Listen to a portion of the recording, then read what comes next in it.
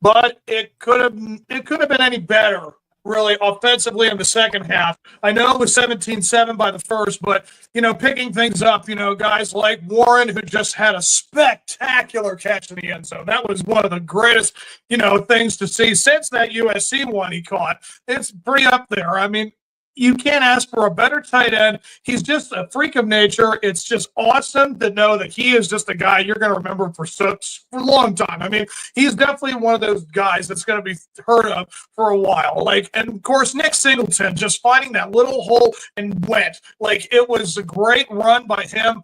A little burst of anything. I mean, it's definitely the consistency thing, of course you want that for every game, but there were a lot of times where you saw 3 and outs and you're just kind of like, why do you have the penalties you have? There are a lot of things that you just got to clean up when you play the next round. I mean, always look at what you did before, make sure that doesn't happen again. That's all you can ask for, especially with a team like a Georgia or a Notre Dame. I feel like overall, if this was a team that we face next week, if we did something like that against them, I know this, I think, would have been a different outcome.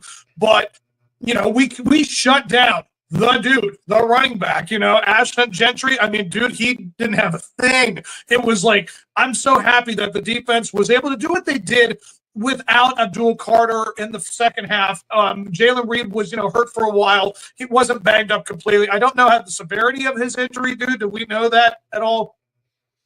No, I doubt it's serious. Right. Because I think they just kept him out because they didn't need him this game. Right, precaution. Yeah, I totally get that. So, I mean, but still, I mean, the fact that they did what they did without the big names, it's very nice to see that Penn State just, again, defensively does what they always do. They had turnovers. They did everything they needed to do with what they were given. Yeah, and Allen had, an okay game. I mean, 171 yards. I mean, it's not the greatest numbers, but 3 touchdowns, that's a huge thing for him, of course. I just think that overall it was as good of a performance that we could have asked for. 31 points. I mean, Boise State, they have dudes, I mean, on defense. What did they have? They had the most sacks with 57 or 54. 51. And then, yeah, I mean, they had a lot of sacks this year, dude. So, I mean, the fact that Aller kept getting hit and the line was they didn't have an answer for some of the defensive stuff that Boise gave. But, again, other guys showed up, and it was just such an overall great thing to see. They still have these dudes that can do things for them. I thought it was about a solid B+, A- performance overall. Yeah. Good game. Like I said, they did what they needed to do. There's nothing more we can really ask. And Aller it pretty much played out how we predicted it in a sense. Brett and I, 3 touchdowns by Aller, no interceptions. They had a fumble. We had a 100-yard back, which we predicted. We could have had a second 100-yard back. Woo! Yeah. It was amazing to see Singleton break away again. I haven't really seen that since his freshman year. So, and then Genty, we held over under rushing yards for Genty was 129.5. And we held him under that, which is awesome. No touchdowns by Ashton Genty. They had 1 receiving touchdown, and the the tight end had a receiving touchdown, and then they had 1 rushing touchdown by the fullback. We dominated this team as I thought we would. I think Brett's score was 38-10 or something like that. Well, it could have been that. It could have been that. But, that one play that the defense just completely fell asleep on, that dude was wide open. Is that Lautner? I mean, or Lauder? He was 53 yards. Nobody was on that side of the field. That's a big eye opener. You make one bad mistake. I know that could cost you with any other team, but we were so ahead. I know we could afford to do that. But that's the thing. You know that Penn State goes up against a team like this, that's the results you're supposed to see. Like, I mean, getting Ashton Jeanty to only that many, that's crazy. To think that his longest run was 26 yards and it was 104 yards. You take that long 26 away, that's 78 yards and 29 carries. That's about as good as you're going to get. I mean, Katron Allen, that is insane. That is an amazing day by a freaking running back. And you think if Nick Singleton had that 58-yard taken away, bud, that's what, 19 yards or no, 29 yards. Yay. I mean, that's a bad day. I mean, he needed that one big push in order to have the numbers he had. Like, it's all about timing and, take it when it is. When the game is played, that's when anything can happen. So, yeah, I feel like as long as you were able to have that one big play for yourself, you still have the numbers. So it matters. It counted. I was very impressed to see what Singleton and Allen have done once again. Drew did enough. Now, you cannot say that there were times where you watched how he played with this defense, and it was just like, why are you making these decisions? Why do you hold on to the ball as long as you do? Like, there's just a lot of head-scratching moments with a guy like Aller, and it's just, you can't make these kind of mistakes in the next round. You can't, no matter what it is, of Notre Dame or Georgia, whoever. This is definitely going to be the thing they're going to force from you. Like, if they take away your run game, which, again, a team like, I want to say Georgia can do it. I don't know if Notre Dame can. But Georgia, if they take away the run game and they force Aller to throw, but it's the same old story with Ohio State. It's like, where's the Fleming? Where is the Harris, the Wallace the third? I mean, it's always now, can we force Aller to actually be the 5-star guy we are expecting from him? Like, it's so important that you see that. Yeah. Well, yeah, that's exactly what Georgia will do, considering they probably win tomorrow. But yeah, that we'll get into Georgia, but I mean, considering that a good team generally will try to put the ball in Aller's hands, then yeah, that's what they're gonna do. But tonight, I mean, as fans, we really have to almost step back and think about this team and what we're looking at. Aller's he's a great quarterback. He didn't really have much time tonight to throw the ball most of the time. I think he's rushed, and that's when you see bad throws. And he's pretty accurate, So Aller as a quarterback, man, and he's only gotten better. I mean, unlike kind of like Singleton, he's gotten better. Singleton's kind of regressed. Which doesn't necessarily mean that's his fault, but that's just kind of the way it's playing out for him right now, unfortunately. But Aller's a great quarterback. He's big. He's got a good arm. He's accurate. He could throw the ball far. He did make some questionable throws into like double coverage tonight, but we have a really good quarterback in Drew Aller. He needs more weapons. He needs better pass blocking. The run blocking is pretty darn good tonight. But overall, man, going forward, like, I think we look good. I think we did pretty much everything we needed to do. We dominated them as I thought we would. They did not capitalize on turnovers on the offense. The play calling, it was like 70-30 good. There was some really, really, really, really terrible play calls tonight. I mean, just questionable, stupid stuff that I don't understand. Okay, so, I don't know which play, like which series it was, but I do remember that we got the ball back, and it was one of the first plays was a 9-yard run by I think it was Allen. The first play was a 9-yard run by Allen. We were 2nd and 1. You decide to try to fake them out, and then Aller throws that ball down the field. That ball looked worse than a Nerf ball. That was a horrible down the field throw by Aller, because that ball was nowhere near his receiver and was almost picked off. Like, it was not even close. Like, I'm not saying that you say that he has accuracy. I don't know, dude. Like when it comes to deep ball stuff, there are a lot of times where I see that ball go up in the air, and it seems like he is whiffing, and it looks like it goes. And it just like kind of comes down real quick. It doesn't have like that nice arch that it's like that's supposed to be the rainbow look. And I don't know. If I have to trust Aller to get it downfield like that, I don't know. I'm worried that the teams like Georgia or Notre Dame will expose that. Yeah. Like I said, when he drops back, for example, Kerry Collins, Michael Robinson, Trace McSorley, Daryl Clark, when they drop back, you're like, something's going to happen good. You had confidence. And I'm not putting him into this tier totally, but like Anthony Morelli, Sean Clifford, Mike McQuarrie, like when they drop back, you're like, oh God, like what's going to happen? Aller's kind of there. He's a little bit there, but Brett disagrees. Imagine that. All right, Brett. I think to realize Boise State blitzes 6 or 7 guys every down on a passing down. No other team does that. Like that's their MO. That's why they get so many sacks. Drew was running for his life. If he has a clean pocket, I mean, look at the pass he threw to Amari Evans. That was a touchdown. The second one to Amari Evans, that should have been a touchdown.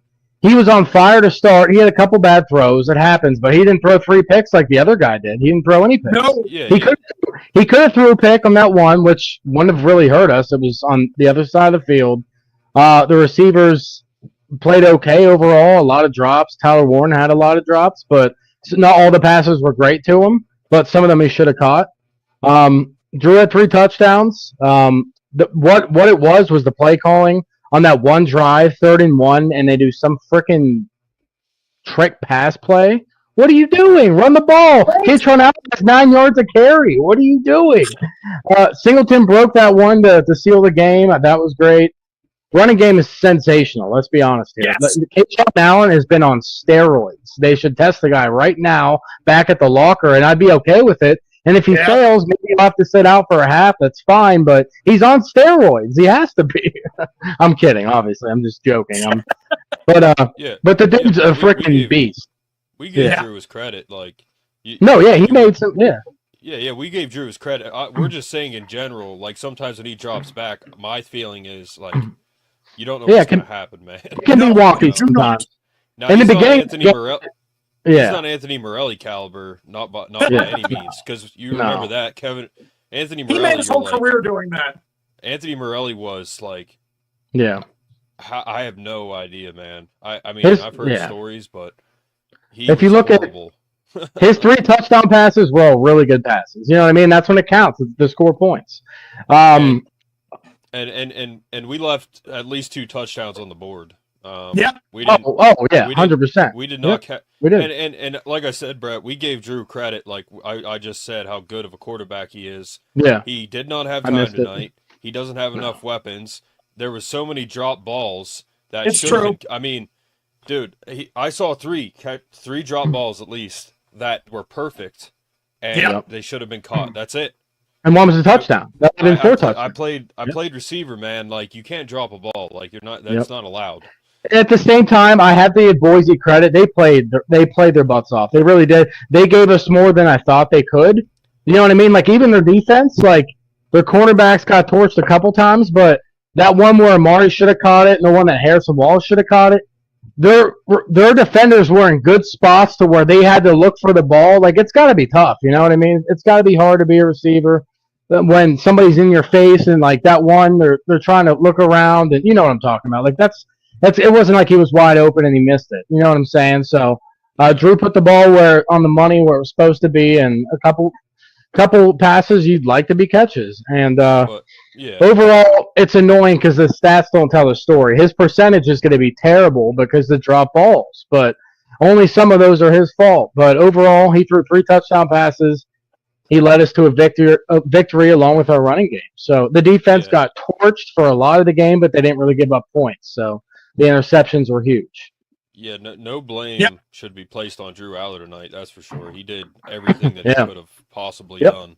Absolutely. And I said that unlike Nick Singleton, he's progressed. And it's nothing personal to Singleton, man, but he has regressed. Oh, wait, when was the last time we saw an open field run like that since he was a freshman? Well, I don't think we've seen it. Since West Virginia game, the first week of the season. That was the last time. And you look at like the style that guys like Allen and Singleton, like Allen, when you watch how he does routes, like how he gets at that ball, once he goes, it's gone. Like the way he comes out the corner, comes out the side, he's gone. That dude is just possessed. When it comes to Singleton, there is something more of like, I want to power my way through it, and he would rather just get 2-3 yards. Like there's just something about those results. It's like, I don't know why that seems to be the game plan, but like it's a style that I guess it throws the defense off balance when you have both guys kind of doing different things. I don't know why you would think to do it like that, but that seems like that's the plan. Singleton will get the strong little yardage, and then Allen will burst. Like he will just gone like 10, 20 yards. Like that was an amazing job by them when he got sacked. Or no, it was right after that one throw. There was 3rd and 1 after that throw with Aller. And then it was 3rd and 1 that he had a nice little block, and then Allen's gone. Like it was magnificent. So it's great to know that we've got these two options because it's really going to be something that's going to help them if Aller ever has to be put into a position. Again, I'm curious to see what's going to happen when we face in either the Oregon or Georgia or whoever makes it to the final game, like if we somehow pull it off and get to the next stage and go to the national championship, you're looking at what? 2 great running backs like that probably will go on to the NFL after this, and they will have a lot of cachet for it. This right here is easily one of the better stories Penn State has had since probably Barkley. Like, you think about Barkley was his own one-man wrecking crew, but it's like you take 2 guys and it's like they morph into a guy like Barkley. It's just such a cool story to know that these 2 have been at Penn State for as long as they have, giving them everything. And we, the fans, we just absolutely love what they have done. So it's nice to know this is an option. Brett, answer that question there. Yeah, that's a good question. I'm not sure. What I saw was I think they kept Allen and Singleton in the backfield to pick up some of those. But when you're sending 2 extra guys, I saw our running backs pick up one of them, but you can only pick up one if 2 are coming, right? They're coming from different directions. Our run blocking was pretty much on point. The run blocking by the running backs was the pass blocking by the running backs was unbelievable tonight. Yeah. And then great wins, fellas. Should we be concerned about the injuries on defense? No, like I just said, I don't think it's serious. They just kept him out because we don't need him for this game. You know, we're playing against Boise State. It hurt us. They torched us because of it. It hurt us. Yeah. Like it obviously made a difference for sure. I mean, Amin Vanover can't replace him. Denai Denai was a freak as always. Dude, tonight was the first time I noticed Denai's face. Like he looks like a grown man. Like he looks like he's 35. He's 35, and he's full. I think he's 35. But to tackle on the go. I don't think there's any concern for Abdul right now. No, I think something about his arm. I think they said if it's just something with his arm, I think he'll be fine. I mean, he would have played if he was allowed. They probably told him to sit out. He would have freaking played. He doesn't care. But to tag on about the running backs, dude, Katron Allen, the last 3 or 4 games, that dude has been on another level. He had 40 yards again. Like he's just been going. He broke 1,000 for the year. You got to give him credit. That's with 2 backs running. Stats are right here. Yeah, 100. So we had, as Brett and I predicted, our scores were pretty 34. Much on point. Yeah. Katron had 134. Singleton almost had 100, which is what we predicted. I didn't predict that Drew Aller would have that good of a game. He had 3 touchdowns. But and the again, I think the biggest thing we can take away from this game, and I mean next season, is Drew Aller is a great quarterback, and we're in good shape. Drew Aller is one hell of a quarterback. We need to give him time to throw the ball, and he needs more targets. I mean, holy crap. So, DDS looked like he re-injured his groin. That kept him out this year. Which is not good, but no. I have not to say anything bad, but we need Carter healthy before we need Denai. Let's be honest here. Like, we need Carter more. we need both of them, but Amin can fill in for Deny. That's fine, but nobody can fill in for Carter. Nobody can fill that guy. The dude's a next level pass rusher. He was getting held and still almost got a sack. They gave him a call. I was like, finally, they gave him a call last 2 games, I think. But yeah, I wouldn't be too worried about the groin. If he rests it until the 9th, he might be able to play some downs. Let's just worry about Carter. Yeah, Allen will have more weapons next year. I believe that too. I think he'll be improved as a quarterback in general. So let's just put that together. That's a perfect recipe for greatness. So let's just wait and see what that looks like. We got 2 receivers in the portal. You got receivers coming back that are only going to get better. Amari played a really good game other than that one drop.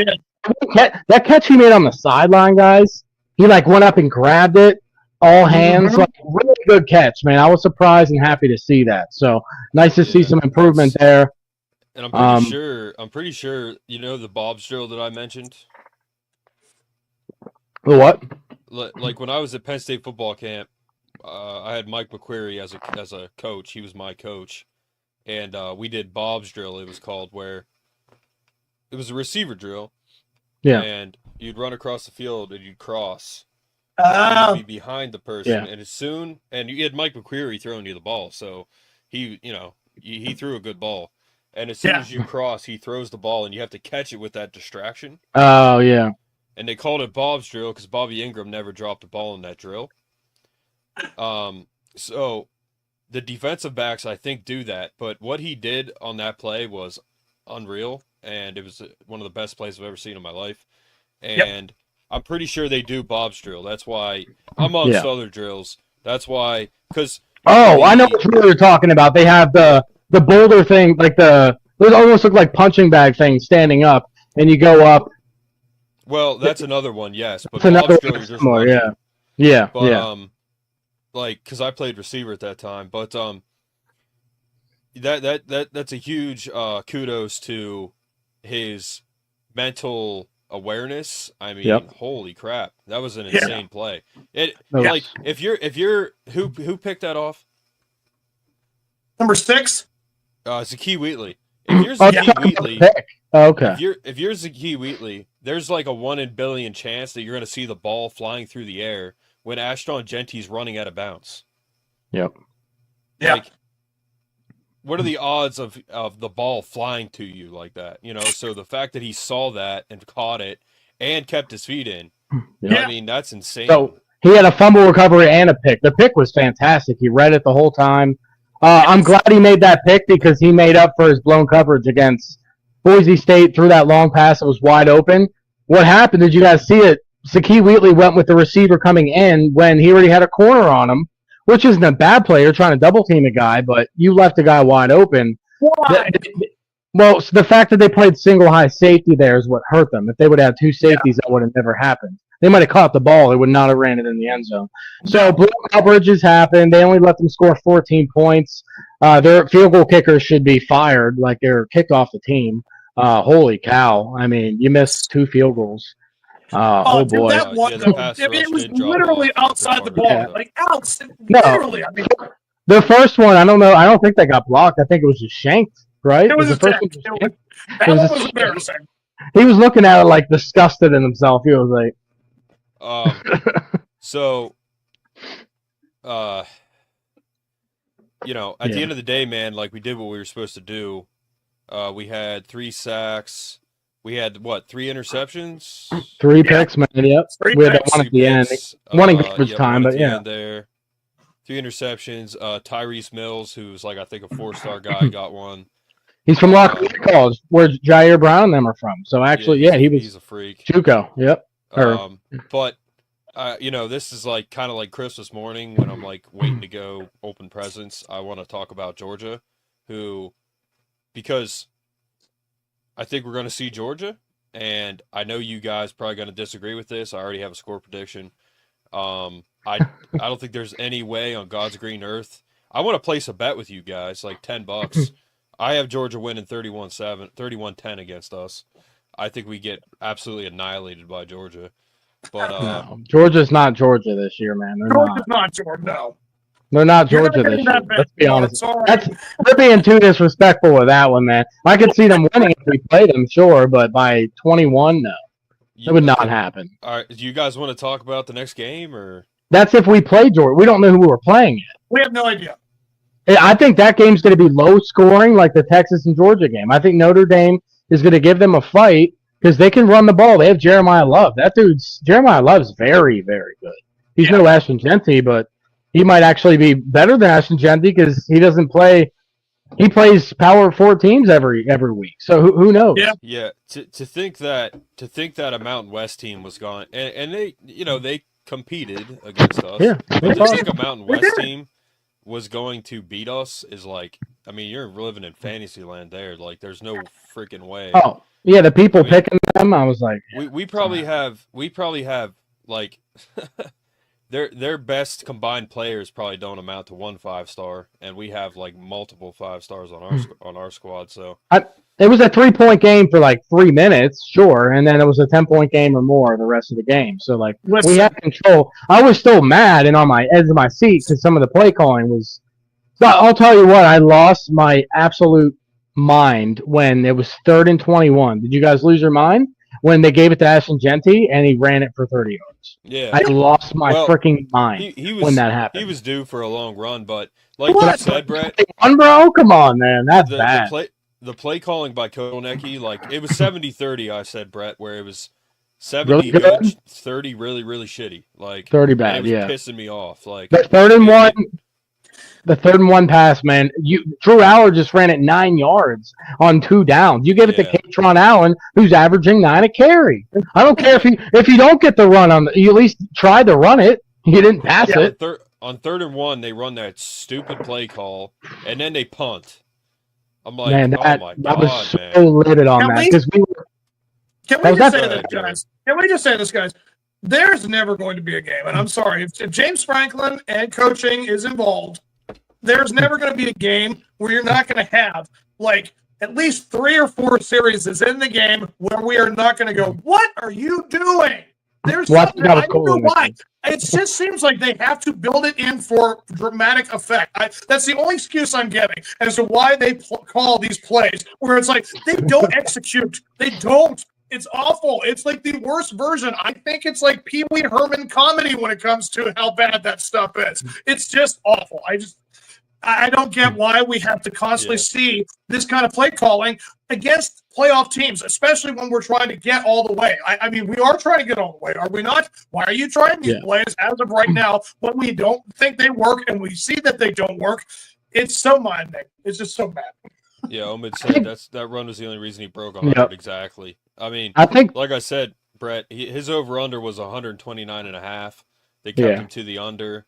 That was a prize pick. 3.3 yards a carry. They did very good against him. I'll give them all the credit in the world. They bottled him up. They bottled him up. Yeah, I mean, they shut him down, man. Like I said, our prediction was pretty much on point. Like I thought he was going to have like a couple hundred yards on us just because he's so good. But they totally bottled him up. Their quarterback, I mean, he did pretty good.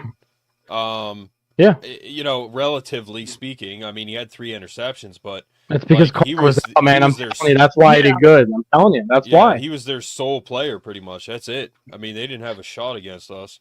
Yep. But we had 304 yards passing, but you take away that 53-yarder that he was wide open on. That's only 250. I mean, that little things like that, they add up. Where it's like, well, if you didn't have that play, obviously that wouldn't have been so impressive. But he did have it, so that's the numbers it is. And then Drew's stats are crap because the drops. He would have 250. You know what I mean? Like, true. Yeah. See, right there, the other way. So if we're beating Notre Dame, I think no matter what, if we play Notre Dame, just their I think you're alone, right. We beat Notre Dame. Yeah. Yep. Joe's. I think we beat Notre Dame. I think we beat Notre Dame by 7 or 10. I think it'll be a good game. Yeah. Joe sent me some cool pictures. His dad played at Penn State. Nice. His dad's name is on the bricks there in Lash.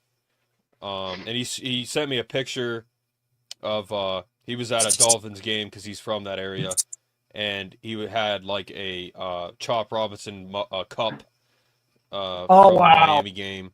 But yeah, Joe will be going to the Orange Bowl, which is cool. And I think his dad also has a ring. He sent me. It was a Citrus Bowl ring, I think, that his dad has. And he was close with Joe, which is cool. Obviously, we're Joe Paterno fans on this show. I don't know how you couldn't be, but yeah. And I think Joe was named after Joe. Joe, were you named after Joe Paterno? But Joseph J. Paterno. I always used to call him Joseph Paterno myself. Joseph Vincent Paterno. So yeah, we can keep talking about this game, but the only thing that really made me mad was some of the play calling. But if we play Notre Dame, I think we win, which means we're going to a national championship, which is insane to think about. We did not have the easiest path, I don't think, did we? Did we have the easiest path? If anything, we had the second. If we didn't have the easiest, we had the second easiest. Austin, Texas had the easiest path. Texas played Clemson and then Arizona State. It's the same thing. Clemson and SMU were a 3-point game. Think about it. It's the same game. See, so it's the same thing. Omid's going to watch the New Year stuff. In about 5 minutes, I'll be getting off myself for the ball to drop too. Are you jumping off? In 5 minutes, yeah. Brett, you staying on? Yeah, I can stay on for a little bit. Did you guys talk about Tyler Warren yet? I don't care about that. How? His ring is 77 Fiesta Bowl. Yeah, okay. Yep. So he played in the Fiesta Bowl, which is cool. Wow, yeah. Yep. Thanks, Joe. Still undefeated. Still undefeated in the Fiesta Bowl. But yeah, we'll ring in the new year here on the podcast. But yeah, we'll talk about Tyler Warren, Brett. But yeah, real quick, just reflecting on the year. It was a crazy year, obviously, for this podcast. Switched co-hosts personally here on the show, and broke 500 subscribers. Yep, Brett's the new co-host.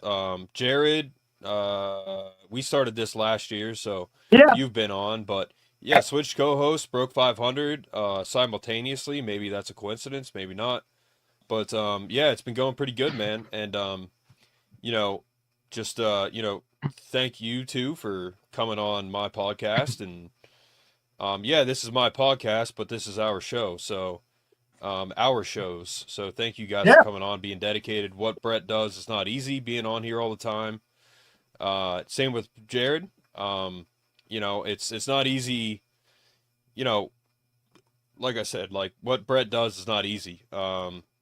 This is just, we do this because we love it. So, and we broke 500 subscribers pretty much after the Ohio State game. Would have been fantastic. We went from 477 to 500, and we've just been climbing. So next year, get to 1,000. We've been doing this. I started this show in February of 21, I think. So we've been going February of 20. Well, we started on the radio, quote unquote. It was iHeartRadio, and it was just radio. We started that in 21. Started YouTube in February 22, and it took us that long to get to 500. And we've been posting. I deleted a lot of content, but because of who I had on previously, we've been posting literally twice a week for 3 years straight. Like, that's what this podcast has been doing, and there's pretty much daily content for 3 years straight. So that's a lot of work, and we appreciate you guys listening, and I appreciate my two co-hosts coming on here. So yeah, happy New Year's, guys. This is an absolute blast, but I mean, year in and year out, this is what it's all about. Getting on this thing, doing what we do. I mean, I love talking. I'm just a fan. These guys, they really know their stuff. Like, they have their analytics, they have their numbers, they have the stats down there. I know the play calling. I just know that I love Penn State. This group right here is really special. I mean, and this group is special too, but I mean, this Penn State group is just so darn special. So if they could get all the way, it would definitely cap off everything that we have been wanting to see for several years. I mean, it's really coming together, and I would just love nothing more than to see these guys find a way to get to the final thing. I mean, we don't win obviously that would be such a tough thing to go through. But the fact that we got all the way finally, it's like, man, I would love to see us win in a national championship my lifetime. Yeah. And it could very well happen. So it'll be progress, and that's what we're looking for. We're looking for progress. It doesn't happen overnight. Franklin's getting more yeses than nos now with the new athletic director and the new president. Yeah, exactly. Yeah, he's getting more yeses, and it's showing that he is. So yeah, some of the play calling here and there needs to be cleaned up. Every opponent's different. You got to call it differently. So I can like with the 3rd and 1 thing, not to get off track, but I can see why they passed it. Not that I was happy about it, because they know you're going to run. They think you're going to run. You try to switch it up to catch them off guard, but it just didn't work. So obviously it's a bad play call. If it works, it's a good play call. As Franklin likes to say, as dumb as that sounds, it's actually true. So, I mean, I get it. But yeah, I've been very blessed and happy to be on the show and continue to we're going to continue this thing. It's going to be great. Road to 1,000, man. Yeah, and the story with Brett is he came up to me in the gym. He said, hey, I watch your podcast. And I was like, really? You watch my podcast? He's like, yeah, because I don't really expect anybody to come up to me and say that, but Brett did, and now he's a co-host, so pretty funny. But funny how things work. And I kind of knew Brett before that, but it was so minimal that I didn't even recognize it. Like, I recognized him in a sense, but we weren't like friends or anything, But then we really started talking about football in the gym, and you followed it because, if Brett and Jared weren't diehard fans, they wouldn't even be on here. I'm not having anybody on here who's not a diehard fan because I'm not putting up with that. But because it's just not from the heart, man. So, it starts there. But yes, and you guys, all you guys that comment, that it's great to have all of you on. And there's a couple day one guys still on here. I mean, Joe, he's been commenting for a while. Vance, we'll get to you guys' questions, but Vance said, love the show. I started watching when you only had a few subscribers. Keep coming back. Happy New Year. Thanks, Vance. Yeah, bye. Thanks, Vance. And there's a couple other guys like Cost 22, Lambda. I see him on Blue White. Liston's always on. Yeah, James Williams. I think his name is James Williams. Really nice guy. Always comments. He always did. It'd be nice to have him back. But yes, see some new faces, and it's good to have you guys on. So, but yeah, you think Reed, DDS, and Abdul will be good to go, waiting for official? Yeah, I don't think anything was serious. No, I forgot about Reed. I forgot about Reed for a moment. That one scares me a little bit because we need him. DDS, too banged groin, up. Who knows? I've had some groin. I've had some groin injuries, and I've had groin, and it was from football. I've had groin injuries so bad where I literally have to like lift my leg to get into the car. Like my leg was dead. Couldn't move it. Could walk, but you can't lift it. Like that groins are pretty serious. Don't know how far this will go, but I think an extra day of rest for sure. We get a lot of rest between these games, which is nice. It's one nice thing about the playoff. But I like it. Reed returned, I'm pretty sure, the next drive. I'm pretty sure he did. He did.